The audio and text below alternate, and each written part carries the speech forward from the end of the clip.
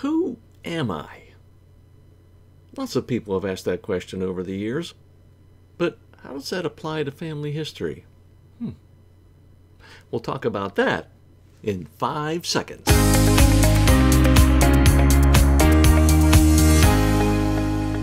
Most people have asked that question, who am I, at some point in their lives, and really throughout history.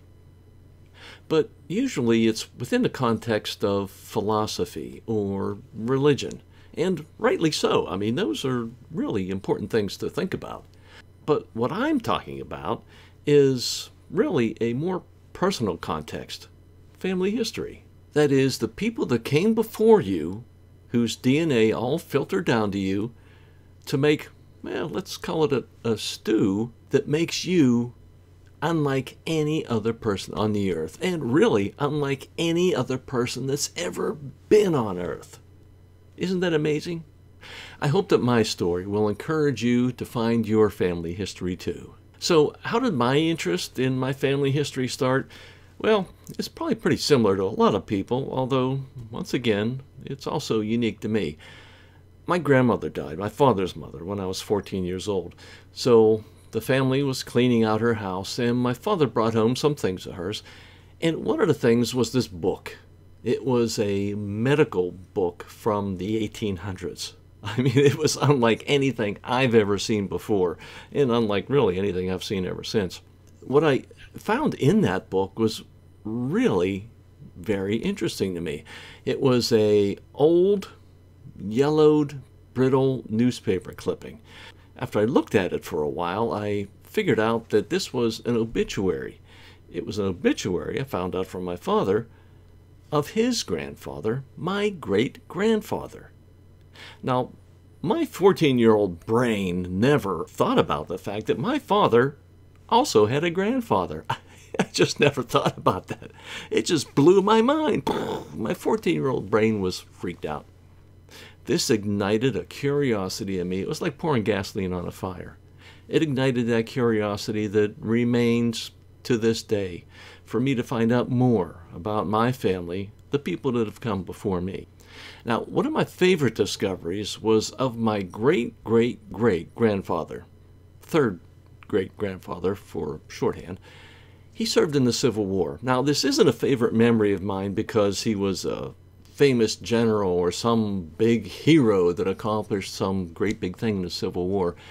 No, he served as a private during 2 separate enlistments in the Civil War. I've been to the National Archives in Washington, D.C., and I've held his actual pension application papers right in my hands.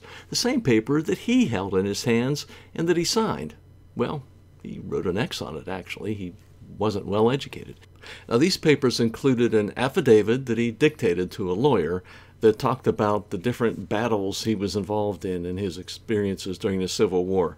Now, this is, once again, sort of blew my mind. I mean, this is the actual papers that he signed, that he dictated. Now, you can read about the Civil War in all kinds of books and watch movies and documentaries, but man, you don't really get that personal connection like you do when you see an eyewitness account of things that happened during the Civil War from an ancestor of yours. It's like going back and sitting at the feet of your great-great-great-grandfather as he tells you what he did and experienced during the Civil War. I mean, the Civil War. Based upon what I've learned, and frankly continue to learn, these are the benefits I think you can get from discovering your family history. First, a connection to history, a connection you simply cannot get by reading history books, making history personal to you.